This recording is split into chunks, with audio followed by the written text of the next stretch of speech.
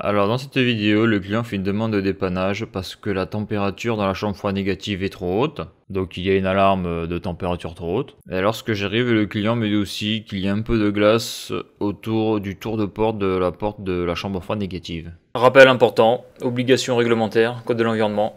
Pour intervenir sur un circuit frigorifique, il faut que l'entreprise soit titulaire de l'attestation de capacité et que l'intervenant soit titulaire de l'attestation à la manipulation des fluides frigorigènes. Le port des équipements de protection individuelle est nécessaire pour intervenir sur le circuit électrique et frigorifique. Donc cette chambre froide négative est quand même assez particulière car comme on peut le voir sur la photo, c'est une porte coulissante. Donc ça permet de rentrer directement avec un transpalette à l'intérieur pour pouvoir y poser la marchandise. On peut voir une particularité de cette porte de chambre froide négative, qu'il y a un petit cordon sur la droite qui sort, donc un cordon électrique. Donc au début je ne sais pas à quoi il sert car c'est la première fois que je vois ça, parce que je découvre ce type de chambre froide négative. Donc là on peut voir en bas de la porte, donc au niveau du tour de porte, qu'il y a de la glace. Donc souvent lorsque l'on a ça, eh bien on peut se dire que c'est le cordon chauffant qui est mort. Le cordon de tour de porte, car en principe derrière ce que l'on voit sur la photo là, donc c'est en principe c'est un clipsé. Derrière, il y a un cordon chauffant. Mais là, je vais voir qu'il n'y a pas de cordon chauffant dans le tour de porte parce que je ne vois pas le câble électrique qui sort en haut de la chambre froide négative et qui sert donc à alimenter ce cordon chauffant. Donc voici une chambre froide négative. Voyez. Donc là, le client se plaint qu'il y a de la glace sur le tour de porte. D'accord. Donc ça peut abîmer aussi le joint. Et ça peut surtout créer une entrée d'air parasite dans la chambre froide négative. Et donc accentuer le risque de prise en glace dans l'évaporateur. Là c'est la chambre froide négative. Et donc là derrière là, il va y avoir un cordon chauffant. Et vu qu'il y a de la glace, il doit être mort.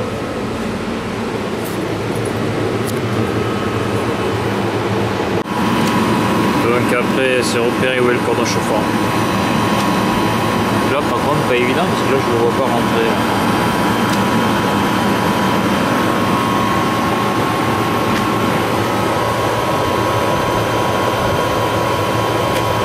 Le cordon chauffant il est là-dedans. Il n'y en a pas, là il y a un cordon chauffant. Pour le mettre au cordon chauffant, accroche-toi.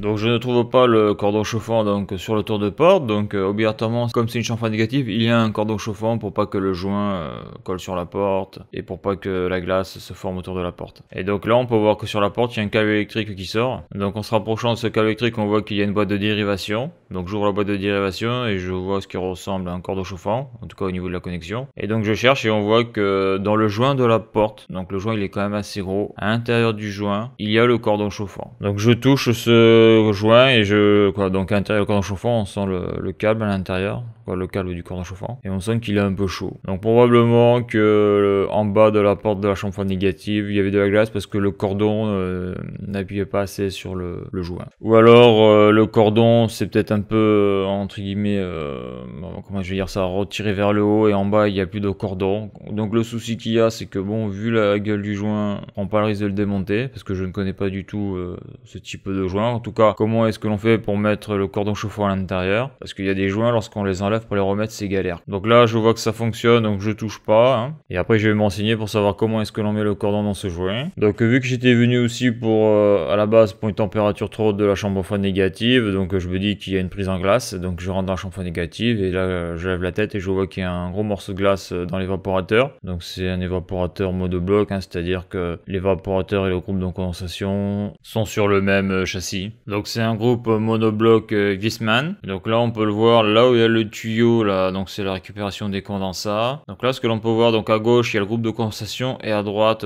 il y a l'évaporateur, donc tout ça c'est caréné. Et donc comme on peut voir dans la chambre froide qu'il y a de la glace au niveau de la reprise de l'évaporateur, comme on peut voir dans la chambre froide qu'au niveau de l'évaporateur il y a de la glace sur un côté, on peut se dire que de l'autre côté il y a aussi de la glace. Et donc pour ça il faut ouvrir le groupe monobloc mais la partie droite là où il y a l'évaporateur, et ce qui permet de traiter la prise en glace d'une manière on va dire plus facile et rapide.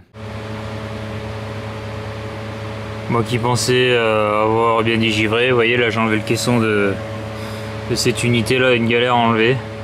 Alors je dis que c'était une galère à enlever parce que donc avec la clé Allen, donc moi je connaissais pas le système de fixation là, quand je ne connaissais pas, et je ne savais pas si je ouvrais ou je fermais le système de loquet. Donc en plus après il peut y avoir un petit peu d'humidité donc autour de la jonction des deux blocs là, donc ce qui fait que quand ça gèle ça colle. Donc une fois que j'ai réussi à enlever donc le cache de l'évaporateur là, donc le carter, hein, on peut voir qu'il y a un gros bloc de glace sur cette partie-là de l'évaporateur, donc là ça serait le soufflage. Et cette glace est quand même assez vieille parce qu'il y a au moins 10 cm d'épaisseur. Bon bien sûr, après on peut voir que sur les côtés il y a de la glace, sur les côtés de l'évaporateur, donc après là je vais prendre mon pulvérisateur et de l'eau chaude et je vais enlever cette glace. Là je vais arrêter, là on voit le beau glaçon que j'ai retiré, c'est énorme, hein. Ce qu'on peut avoir comme glace sur un évapo, c'est hallucinant quoi. Une fois que la prise en glace a commencé, même si ça dégivre au milieu, ça fait des gros blocs de glace qui entourent l'évaporateur. Et là il n'y a pas d'essence de dégivrage, donc il faut l'enlever manuellement.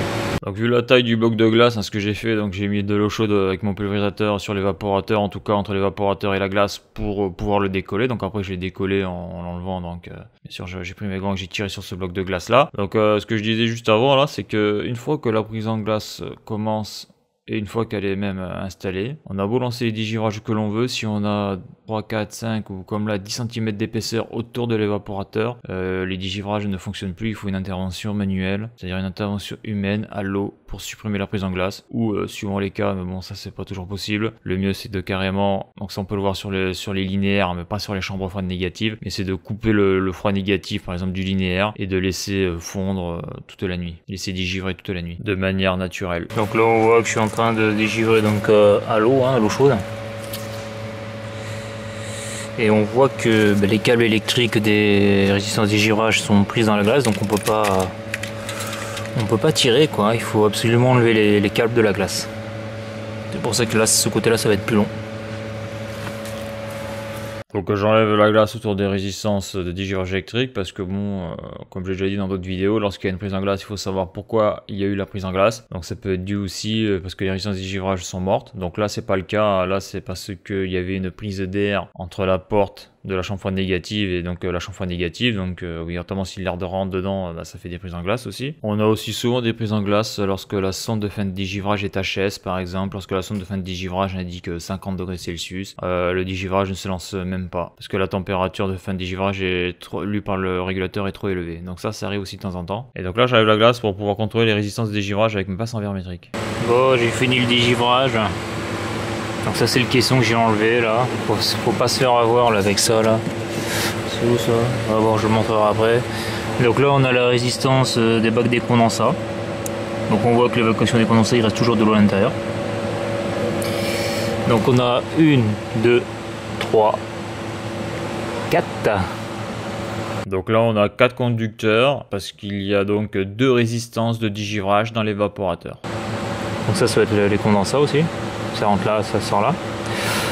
Donc celle des condensats par contre, le jour où il faut la changer, on voit que c'est dérivé. Donc on peut voir ici là, donc ça c'est la résistance du bac des condensats pour que l'eau reste à l'état liquide pendant le digivrage, pour qu'elle puisse être évacuée de l'évaporateur. Laquelle aussi si elle est morte, eh bien bon c'est facile à voir parce qu'après lors des digivrages, l'eau coule dans la chambre froide négative et ça fait donc sur le sol des stalagmites. On peut voir aussi une autre résistance, donc c'est pas une résistance de digivrage là, mais c'est le cordeau chauffant qui permet, donc on le voit là où il y a la flèche, qui permet d'aller du bac des condensats, donc au niveau du côté du groupe de condensation, parce qu'après on l'avait vu au début de la vidéo, il y a un flexible qui va après dans un tube en PVC pour évacuer les condensats à l'égout. Donc voilà, donc là on peut voir que l'évaporateur est propre et qu'il n'y a plus de glace. Et donc je vais pouvoir faire mes contrôles. Donc là, condensat chauffant, 14. 19.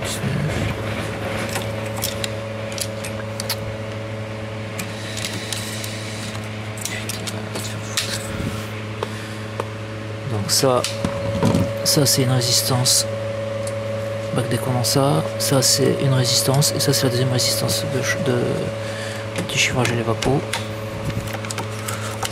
Celle-là est bien des petites 1, 22, 2. Voilà. Et voilà. Donc les résistances des girages sont bonnes.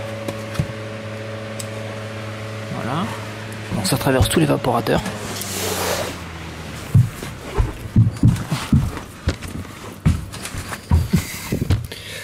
Voilà. Donc à ne surtout pas toucher avec à main nue, hein. Ça monte à pas plus de 100 degrés. Je me suis brûlé une fois parce que ma pince ampérimétrique de merde, là, la Kimo, m'avait indiqué 0 ampère. J'ai touché, je me suis brûlé comme un gros con là. Donc bon, là j'ai les gants, ça va, mais c'est super chaud quoi. Faut faire gaffe, hein. Donc là c'est bon. Ça c'est le cordon chauffant qu'il y a dans l'évacuation des condensats. Donc lui il a l'air de marcher. Alors lui par contre, pour mesurer sa résistance il faut aller au boîtier raccordement, mais il y a un truc qui est sûr, c'est que s'il marche pas, le tuyau là il est bouché, et donc ça veut dire qu'il est mort quoi. Donc là il est pas bouché, donc ça va. Je vais le toucher avec le doigt lui. Ça je pense que c'est un cordon chauffant autorégulé.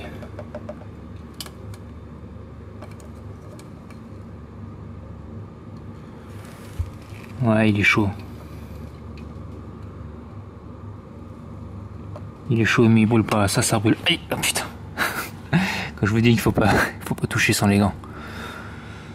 Vous voyez là ça fond là, donc qu'est-ce qui s'est passé? Pourquoi il y a une prise en glace?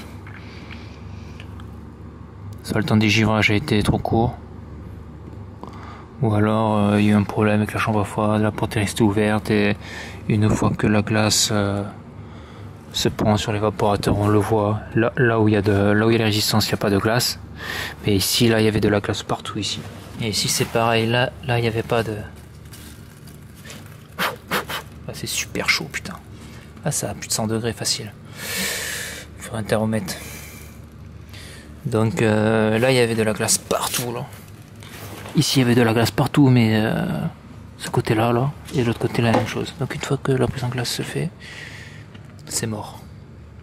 Il faut nettoyer manuellement, il faut carrément, donc dans celui-là il faut enlever carrément la protection de l'évaporateur et virer tout ça. Et le mieux c'est à l'eau chaude, hein.